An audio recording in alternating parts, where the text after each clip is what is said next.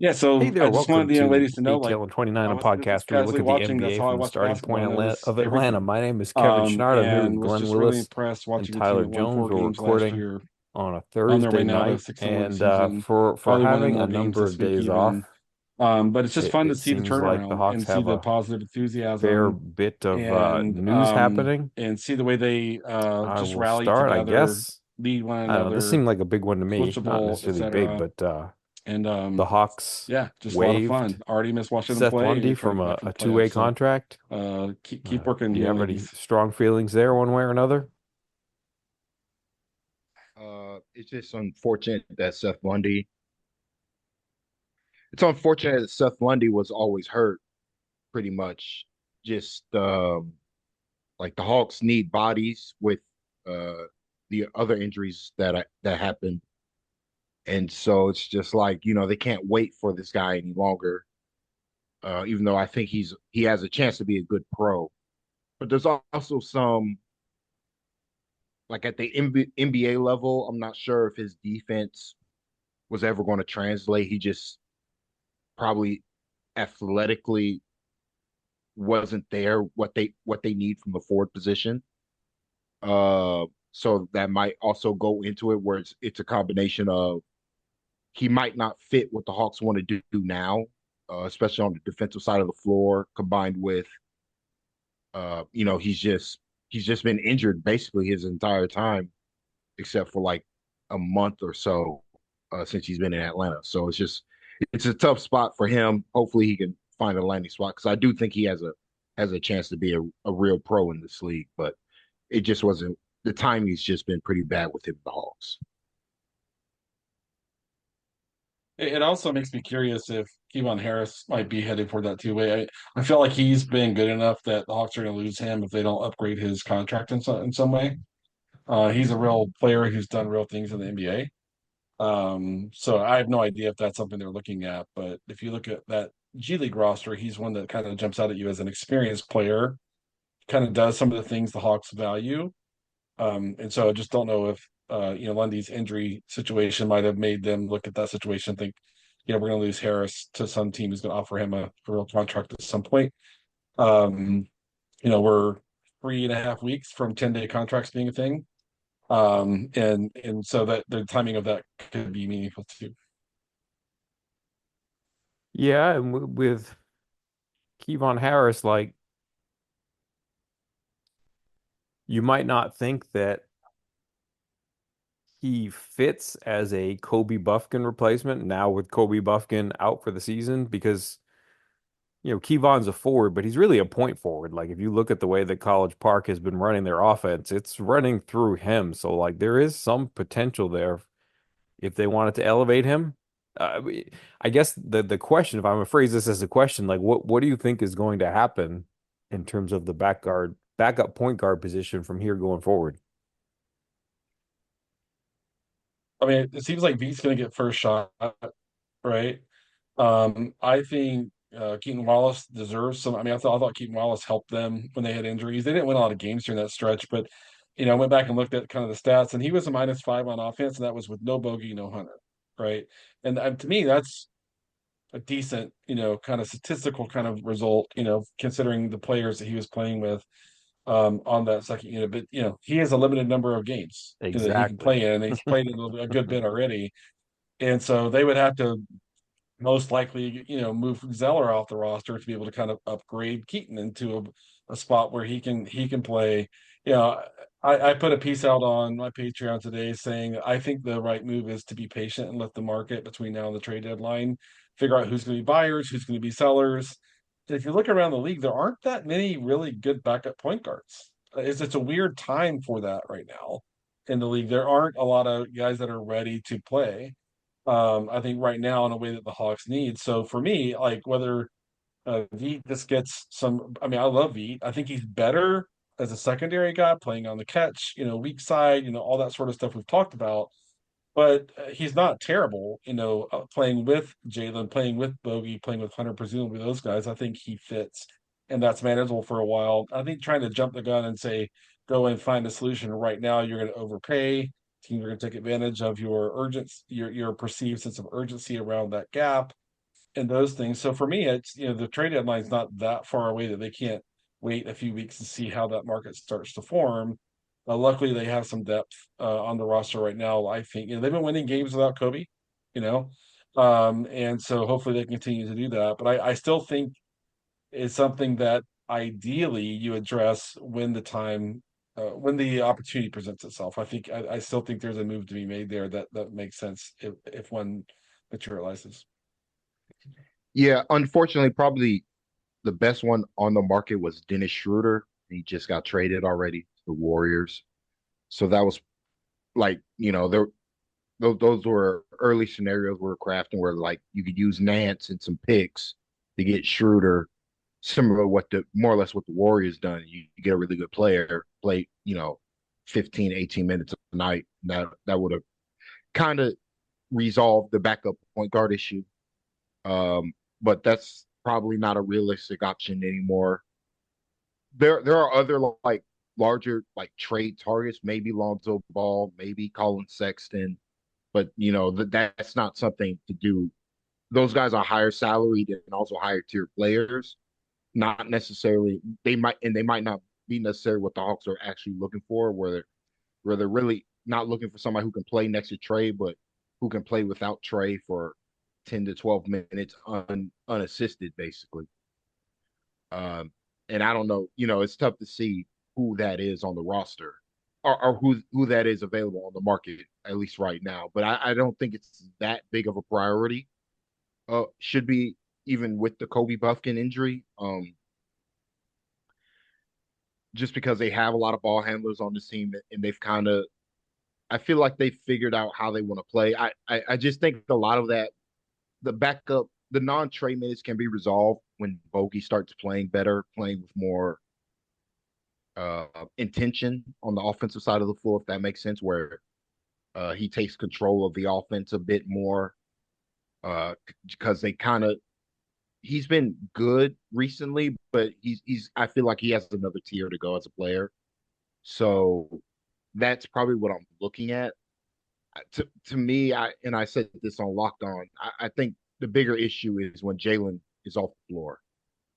They've got to figure out a backup, a true backup power forward situation, and like because it's really they're just to me it just feels like defensively they fall off a cliff when he's out the game because they don't have the size and rebounding that he provides at the forward position anymore. So I think that's a bigger priority than looking for a backup guard to play when Trey's not in the game, just because they do have options at the Yeah, my favorite young guy that's not playing is Craig Porter Jr.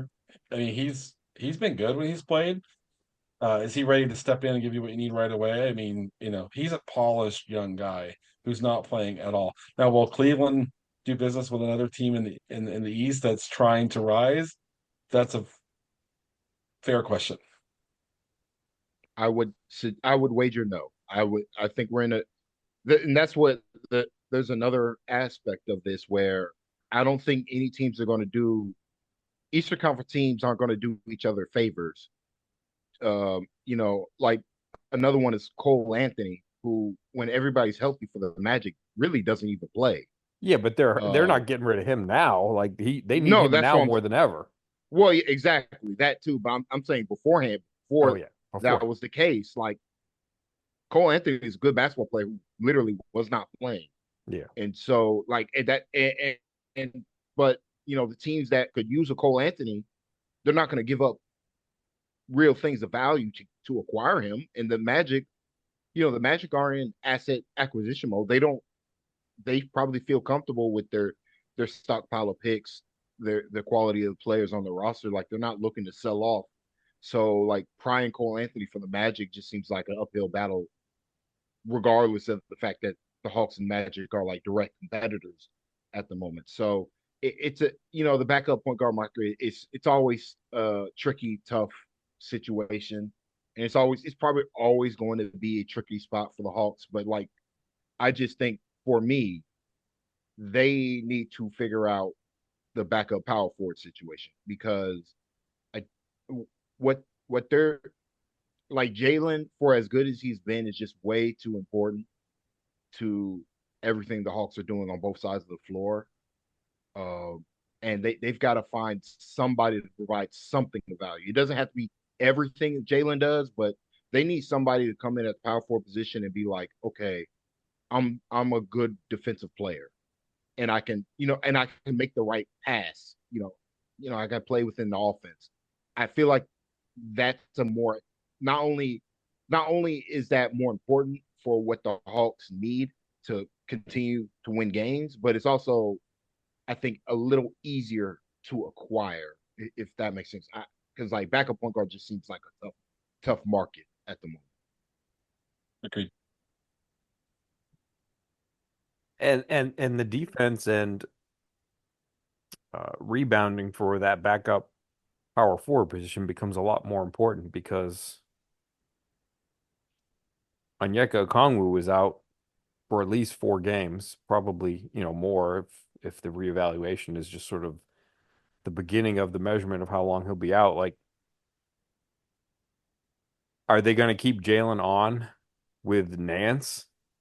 Is that just like going to be a lock? Like every time Nance is out there, Jalen's going to be the power forward, and so you're going to get more Dre with the starters as a power forward. Like how, if there is no move over the next week or so, like how does the rotation get rejiggered to put Nance in a good spot? I guess is the best way to phrase it. So much of that comes down to how Ricochet plays, right? When Exactly. Ricochet's giving them good minutes, then Quinn has flexibility to play Hunter when he wants to play Hunter.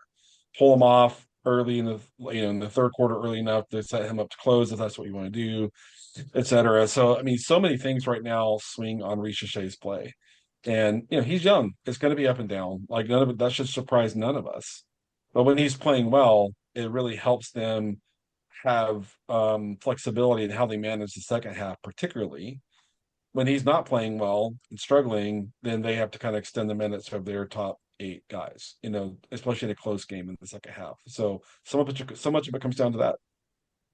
Yeah, as the pretty much the next taller athletic guy, like really they need Ricochet to step up. Um, Defensively, he's been good. I mean, Yeah. I don't have real faults with him on the defensive side of the floor. It's just that on the offensive end, it's basically comes down to is he hitting his shots or not, at the moment. Though I do think defensively, if they play him at the 4 more, maybe they can get more rebounding from him and be like, hey, we need you to be more of a rebounder now instead of a leak out guy. Because a lot of recent Shay's offense has been leaking out in transition. And they've been telling him to do that. But with these injuries, they probably got to reconfigure how they want Ricochet to be deployed defensively. That could ultimately help the Hawks at the moment, just because like really they need like more than anything else, they need somebody to step up as a rebounder that's not named Clint Capella and Jalen Johnson, especially because Okongwu quietly was doing that, but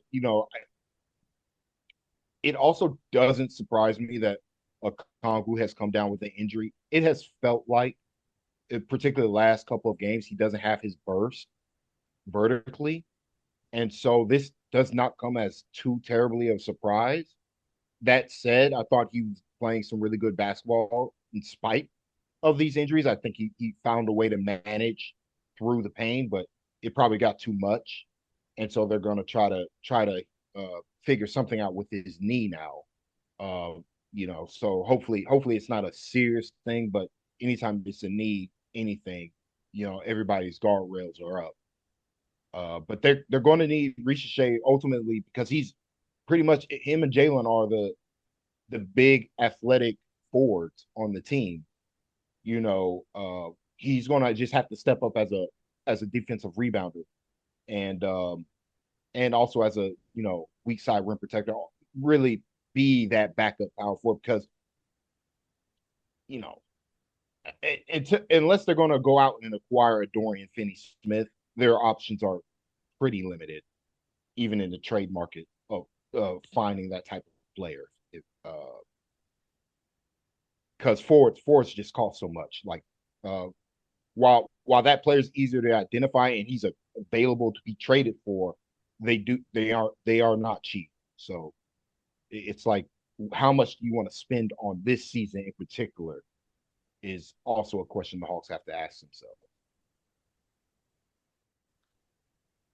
I I don't want to put words in your mouth, but when you say that so much of Riza Shay's offense comes down to whether or not he's hitting shots, how much of that is him versus how much of that is that he's in a starting lineup with Clint Capella and Dyson Daniels? Like is he being pigeonholed a little bit as a shooter just because, hey, if you're playing these other guys around him, you got to have a shooter out there. Like, is it him or is it the environment? How would you rate the balance there? It's not good.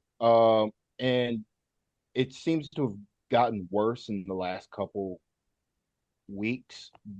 And so like it is something where it's like Shea is basically being put in a situation reminiscent of what Sadiq Bey and John Collins were put in the last couple of seasons, where it's like, because we have spacing concerns on other areas of the floor, you got to be the spot up shooter.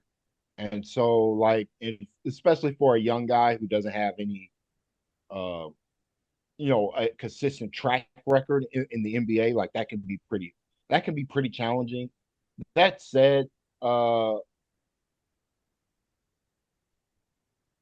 I I think something that can help him and help, really even Dyson Daniels as well as Trey start to reestablish himself as a scorer in this league. Like, not that I mean, I get people like how he's playing, assisting and all that good stuff, but they kind of really need his offense, particularly in this. I understand it's going to be hard. It's hard for him with this space deficient lineups, but Trey's done it before, and they really need Trey to start nailing consistently more of his shots, whether they be his floaters or his jumpers. I think that'll take some pressure off of Reese Shea more than playing next to maybe Bogey and Hunter more. Like, I think that would help as well. If Reese Shea played alongside Bogey and Hunter more, which with what's happened with the injuries might end up being the case, just because Quinn's going to want to pair Jalen with Nance as often as possible, just due to the fact that Nance struggles really badly to rebound. Like, that just makes sense. So that there might be a scenario where it's Shea, uh,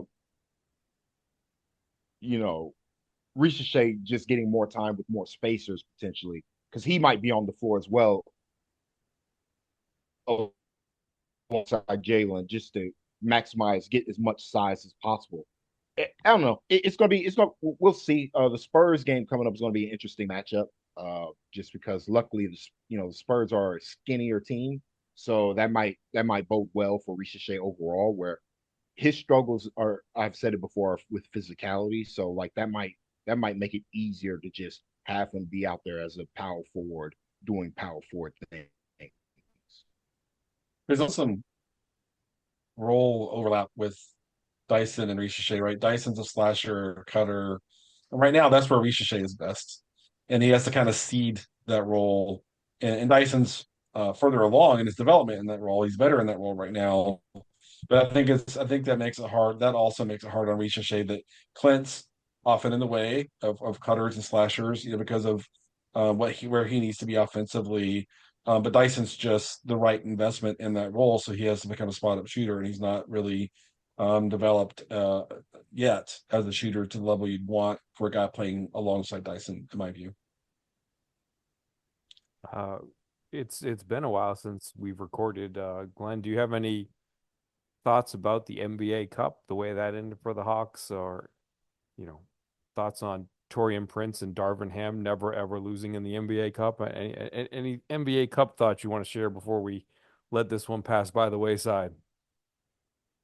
No, I mean, big picture, I thought it was a good run. That next win was obviously a fun one. Broke down the Hawks defense and some of their offense on my Patreon there. The Bucks game, it's funny because a lot of Hawks fans on Twitter were like, we only put up 25 threes. That's why we lost. I thought that I mean I didn't think the officiating was bad. I just thought the whistle favored the Bucks because they're more physical and bigger. So I didn't think it was unfair. I thought there were some I think in a vacuum there were some calls that normally get called that didn't get called that could have benefited the Hawks, but they missed a lot of free throws too. But for me, Quinn has to decide in the fourth quarter. We're going to lean into offense or defense. He can go one direction or the other. It's hard to go both directions right now with the team that he has, and they've been winning with their defense. But this last stretch where they've been winning, they've been playing with a lead Yep. in most cases when they've won games. I was watching him. They were playing from behind, 5 points, 7 points, nine. Kind of in that they're down three possessions. It felt like for most of that fourth quarter, and I kept thinking, is Bogey going to get put back on the floor? Or is he going to get more shooting on the floor? That sort of thing. But it looked like Quinn was like, we're going to try to get stops. And Quinn says all the time, when we get stops, that feeds our offense. Right. And in this case, they just weren't able to get enough. They weren't able to string enough consecutive stops together and kind of get it going. And then the result of that on the other side was their shot quality in the last 5 minutes was atrocious. I mean, they could not, it was terrible. And so, I mean, I wonder if Quinn after the fact was like, yeah, maybe I should have put Bogey in or something along those lines. But it's been a good long while since they've been playing from behind in the fourth quarter in a close game. It felt like more offense was needed in that closing stretch to me when I was watching. Yeah, I wonder if maybe Yeah, Bogey is on some, maybe even minutes restriction is like too strong of a word, but he for most of that NBA Cup run, he was on the injury report. And like even today, it felt like after practice, like watching him shoot and stuff, it felt like he was being evaluated physically, uh, on just like he was trying to do sort of a rigorous shooting activity and get evaluated in that. And then he was doing some like calisthenic kind of stuff afterwards. So maybe there was something where they couldn't put him back in or something like that. Could have been a factor there. I would just completely speculating, but I to me, I think Quinn probably need to try to do some offense for defense stuff when there was stops and end of possession, swap Dyson and Bogey and just and then swap them back and forth depending on what the situation was and manage it that way. Just because they were down, and it just granted they still had a chance to win. Uh, but I just to add more variance to what was happening because I mean, full credit to the Bucks. The Bucks were making it very, very hard to get stops. Like, and that was really the bigger problem, where Quinn probably felt we're playing some great defense, and it's almost not mattering because Giannis is just playing incredible basketball right now. He's making the right pass. He's not turning the ball over. We can't fluster him. We're trying to get the ball out of his hands and to make a bad read, bad decision. And he's just nailing every decision that he's making to close this game. So we got to get as much size as possible. Like those lobs to Brook Lopez. I mean, what were the Hawks going to do? It's like, Capella's got to be the help man, the help man, and he's just throwing these incredible lobs to Brook, and it's like, well, you can't swap Capella for a Congu there because the Congu's really not going to help you on the lob situation with Brook Lopez being 7'3". I just think the bigger issue with that fourth quarter was how poorly they played in the second, and the fact that they played so badly without Trey on the floor offensively in the second quarter led to Quinn not trusting the Hawks to be able to do anything without Trey on the floor to end the game. And so he had to extend, like Trey played 40 minutes compared to Giannis's 38 and Dame's 37. I thought really that was a difference because the shot quality after when there was 5 minutes left to go in the game really died because Trey, to me, I think was just gas. Like he just didn't have it anymore to do everything that the Hawks needed him to do to get quality shot attempts at either at the rim or open 3-pointers. yeah, But overall, good run. Good yeah, run. good run. Good going back to like I just thought like I felt like their motion on the perimeter was really limited. Like it was a grimy game, like a playoff game. And so like officiating wise, just like overall style for both teams, like I thought they were very sensitive to the things that were on the ball and then away from the ball when Bogey and Hunter were trying to, get through actions and get to the right spot so that they could be open.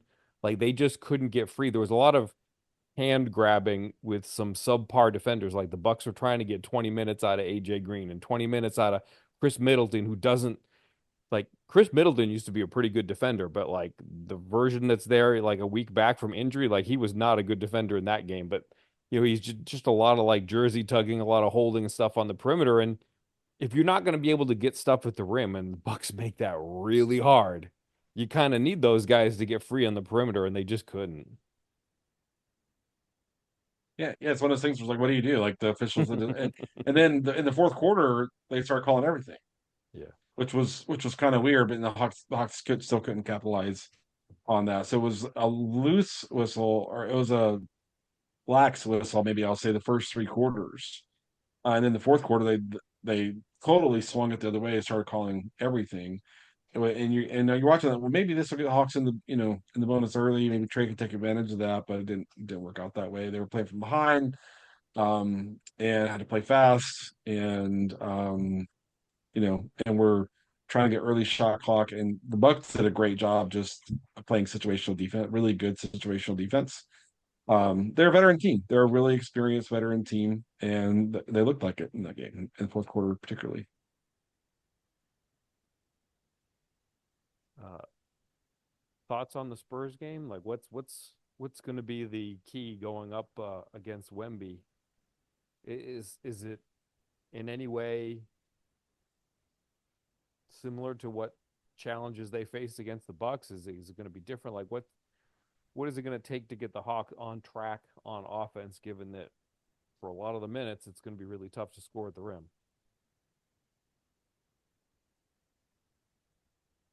I mean, the Spurs can take jump shots. It's hard to get in the paint. Um, so it'll be interesting to see the way the Hawks attack that. Their Spurs have a lot of length.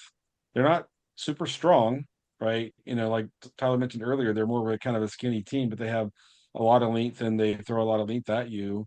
It'd be interesting to see who defends Trey in this game. You know, Pop's still on his break, right now, hoping he's recovering well and all that sort of stuff. But it'll be interesting to see the way they tackle that, especially considering the fact that Jalen has to be accounted for now. Like last year, that really wasn't a thing that was showing up in the opponent game planning. This year, it is. And so I'm kind of interested to see how the Spurs kind of plan around all of that.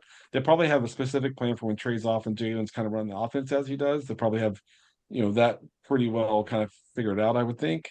But when Trey and Jalen are on together, it's just kind of a different thing, this year. And then just dealing with Wimby, I mean, you can turn him over, you can speed him up, but he can also just do things that he has dimensions that are just atypical.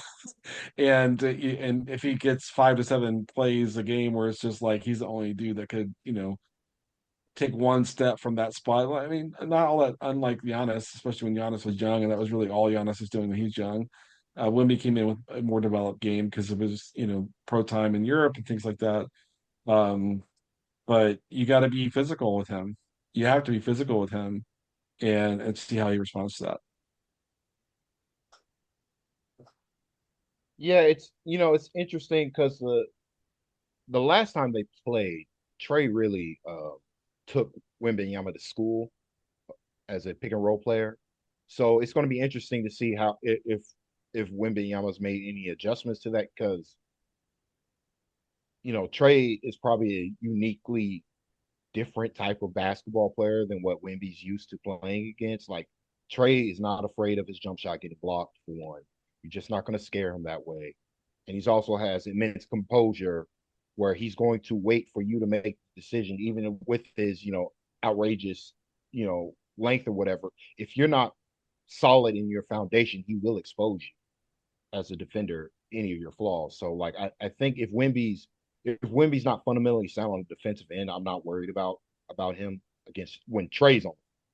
when Trey's off the floor, it could be a real problem. That's where it's going to be where it's going to be interesting.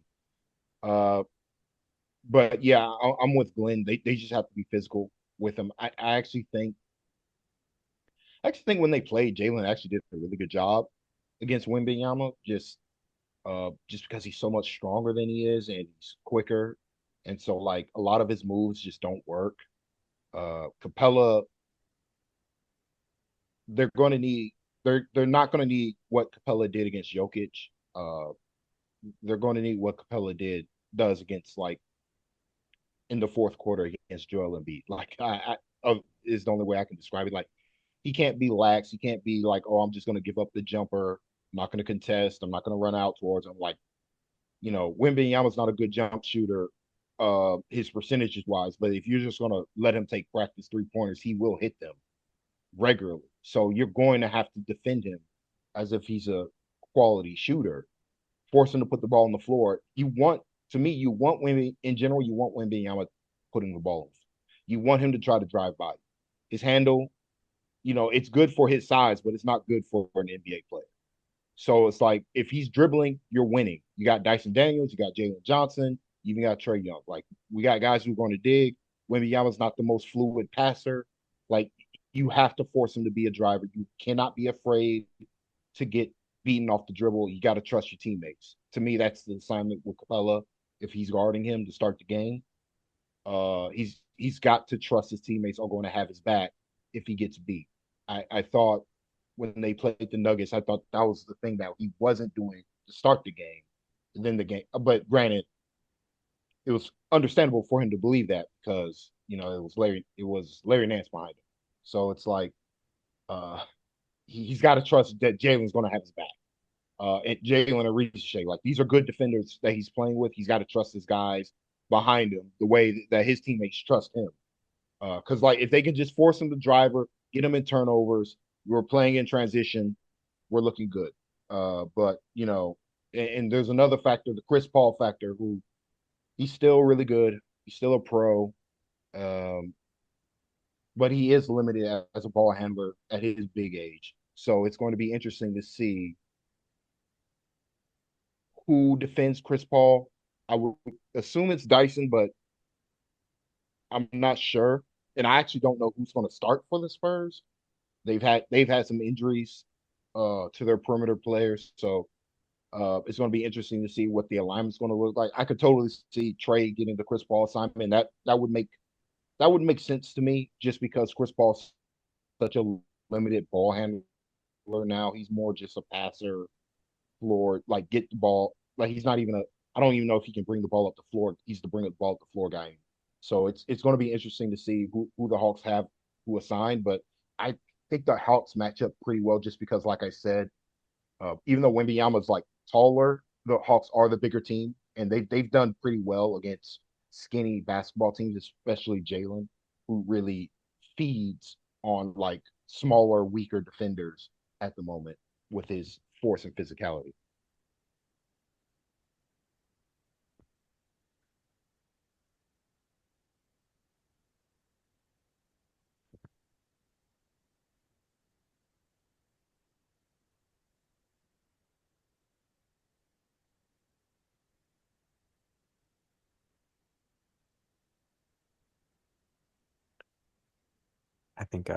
I'm gonna have to cut that anyway. So I think I just dialed the dial back over the course of the episode back to nothing. Sorry about that. Um, to wrap up, we promised Glenn that we get a moment for him to share his non-NBA basketball experiences that he's been going through the last few weeks, and Yeah, I'm eager to hear. yeah. So my twin brother, is in Richmond, Virginia. Got to spend last week with him and his high school girls team. If you're on Instagram, go find them at Powhatan Girls Hoops. If you need to Google Powhatan, Virginia to get that spelling, you'll find it. They won four games last year. Four games across the whole season last year. Today they're sitting at 6-1, and they're regularly winning games by 20 plus points. A big, big, big turnaround. So it's exciting. It was exciting to kind of get to be with them for a week. And bear with me for a second. I'm going to show some love to these young ladies by giving a brief scouting report on their players. So Lauren, active on offense, communicates when the defense overplays away from her, hands up, clap it, give me the ball, ready and willing to shoot. Love that. Also, just very active on defense. Emma's their starting point guard, fierce competitor, consistently pushes the pace, made big shots in close games down the stretch when the opponents were trying to come back. Adriana, you'll know she's one of my favorite players because she's an awesome help defender. Sees everything, reacts quickly, does a lot of little stuff on offense too that can go unnoticed. I noticed very resourceful player. Addie is one of their captains, a leader. She accomplished a lot for her team, always put up numbers, but always seemed focused on her teammates more than herself, always encouraging and communicating positivity. That was fun to see. Libby played off the bench, ready to play and called upon, knew what was going on, knew what to do, understood the game flow and all of that. Anderson was another willing and ready shooter. Loved how committed she was to taking the shots the opposing defense gave her, knocked them down. And another player that was just a constant source of positivity. Nariah is special to me because she's an identical twin, just like I am. She's my little twin buddy, but she was ready when she got called upon. She got one chance to score a bucket. It was a breakaway. She got a steal, and she took an angle that did not let the defender get a chase down angle at all. She looked like a total pro executing that transition bucket, and I was really active on defense too. Asia, love her defense. Gets in a stance, pressures the ball handler, good help defender, and understands how to rotate help. Two Emily's Emily K, hard worker, really good rebounder, really knows how to help move the ball on offense. Ball never sticks with her. Love that about her game. This moves it and creates opportunities. Emily G, versatile, resourceful player, stepped up and played point guard when the starting point guard got hurt in the game and stabilize that position. And that's not her normal position. It was just really good to see her adapt into that role and give her team what they needed. Two more. Erica, really good athlete, first year of high school basketball, played basketball at lower levels and things like that. She's a big time athlete in other sports, but you could see her athleticism show up more each game. Chloe, I didn't get to see play, but I understand she's a high level field hockey player, going to play Division I field hockey at some point, and is contributing a lot to the team too. Yeah, so I just wanted the young ladies to know, like, I wasn't just casually watching. That's how I watch basketball. I notice everything, and was just really impressed watching a team that won 4 games last year, on their way now to a 6-1 season, probably winning more games this week even. But it's just fun to see the turnaround and see the positive enthusiasm and see the way they just rally together, lead one another, coachable, etc. And yeah, just a lot of fun. Already miss watching them play and gonna try to get back for the playoffs. So keep working, young ladies.